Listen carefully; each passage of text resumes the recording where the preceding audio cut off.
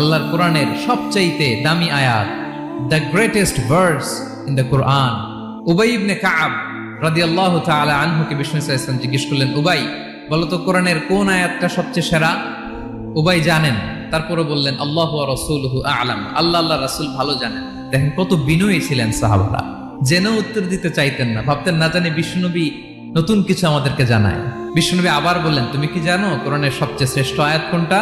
এবার উবাই ভাবলেন এবার আমি উত্তরটা দিয়েই দেই। তিনি বললেন আয়াতুল কুরসি, আল্লাহু লা ইলাহা ইল্লা হুয়াল হাইয়ুল কাইয়ুম, এটা শ্রেষ্ঠ আয়াত। বিষ্ণুনবী খুশি হয়ে উবাই ইবনে কাবের বুকে একটা চাপড় মারলেন, এরকম আদরের চাপড় দিয়ে বললেন, লিয়াহনিকাল ইলমু ইয়া আবুল মুনজির, হে আবুল মুনজির, জ্ঞান এবং প্রজ্ঞা তোমার জন্য মোবারক হোক, তুমি ঠিক বলেছো। সুবহানাল্লাহ পড়ে।